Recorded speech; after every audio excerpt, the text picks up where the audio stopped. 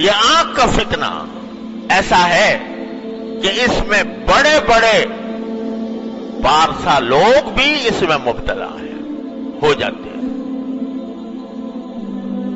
ہر ایک شخص اپنے گریبان میں منہ ڈال کے دیکھ لے کہ میں آنکھ کا صحیح استعمال کر رہا ہوں، برا غلط کر رہا ہوں، تو نظر آئے گا کہ پتہ نہیں کس طرح، خاص طور سے جو آج کل یہ اسمارٹ فون کا سلسلہ شروع ہو گیا ہے، تو اس نے بے حیائی اور آنکھ کے غلط استعمال کا دروازہ چوپٹ کھول دیا۔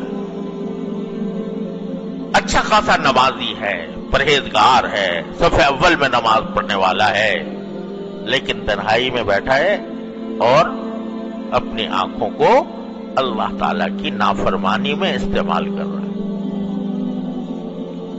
کیا کتنی بڑی غداری، کتنی بڑی خیانت، کتنی بڑی نافرمانی۔ تو اسی لیے میں یاد کرتا ہوں کہ جس شخص کو یہ بھروسہ نہ ہو کہ وہ اپنے آپ کو محفوظ رکھ سکے گا اس فتنے سے، اس کے لیے ایسا فون استعمال کرنا جائز نہیں، جس کو یہ بھروسہ نہ ہو۔ اگر بھروسہ ہے تو بعض اوقات اس سے اچھے کام بھی لیے جا سکتے ہیں، لیکن پاؤں پھسلنے کا ہر وقت خطرہ، نگاہ کے پھسلنے کا ہر وقت خطرہ۔ لہذا بھائی کتنے دن کی زندگی ہے پتہ نہیں، کسی کو پتا ہے کہ کب اس کو موت آ جائے گی، تو اپنے اللہ تعالیٰ کی دی ہوئی اس نعمت کو کیوں داؤ پر لگاؤ، اس داؤ پر لگاؤ کہ اس کا غلط استعمال ہو گیا تو وہاں پکڑ ہو جائے گی اللہ تعالیٰ کی۔ فاروق اعظم جیسا انسان جس کی تقوی و طہارت کی قسم دنیا کھاتی ہے، وہ جب یہ کہتا ہے کہ مجھے برابر سرابر چھوڑ جاؤں تو غنیمت ہے، تو ہم شما جو ان قسم کے فتنوں میں مبتلا ہو جاتے ہیں، ان کے دل میں خیال نہیں آتا، ان کے دل میں یہ خوف نہیں ہوتا کہ یہ جو ہم اللہ تعالیٰ کی نعمتوں کا غلط استعمال کر رہے ہیں، ایک دن اس کا حساب دینا ہوگا، ایک دن اللہ تعالیٰ کے سامنے حاضری ہوگی، اور ایک ایک نگاہ جو جس چیز پر ڈالی ہے اس کا حساب مجھے دینا ہوگا۔ تو اللہ تبارک و تعالیٰ اپنے فضل اور بھائی دیکھو، یہی وہ چیز ہے کہ جو انسان سے محنت، مشقت اور اپنے نفس پر زبردستی چاہتی ہے، زبردستی۔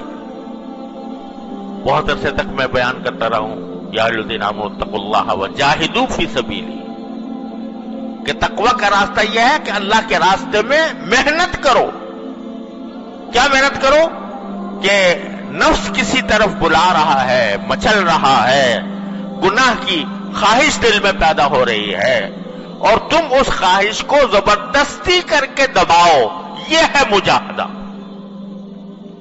اور اس مجاہدے کے ثمرات یہ ہوتے ہیں، حضرت تھانوی رحمۃ اللہ فرماتے ہیں کہ جتنا انسان اپنے نفس کو، نفسانی خواہشات کو روکتا ہے اللہ کے لیے، اتنا ہی اللہ تعالیٰ سے قرب بڑھتا ہے۔ وَأَمَّا مَنْ خَافَ مَقَامَ رَبِّهِ وَنَهَى النَّفْسَ عَنِ الْهَوَىٰ فَإِنَّ الْجَنَّةَ هِيَ الْمَأْوَىٰ، جو اپنی خواہشات کو اللہ کے لیے روکتا ہے۔ دل تو مچل رہا ہے، بہت بے شک مچل رہا ہے، نفس بھی آمادہ کر رہا ہے، شیطان بھی آمادہ کر رہا ہے، لیکن مجھے اللہ تعالیٰ کے سامنے جواب دینا ہے، اپنی ایک ایک نظر کا جواب دینا ہے۔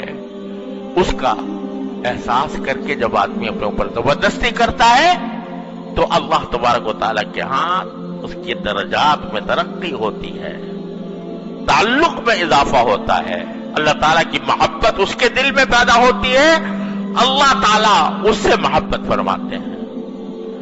تو میرے بھائیوں اور بہنوں، اللہ تبارک و تعالیٰ کی نعمتوں کا پہلے تو احساس کرو، کثرت سے سوچا کرو کیا کیا نعمت مجھے ملی، اور اس نعمت کو صحیح استعمال کرنے کے لیے اپنے نفس کو زبردستی اس پر زبردستی کرو اور اس کی نافرمانی میں استعمال کرنے سے اپنے آپ پر زبردستی کر کے بچاؤ.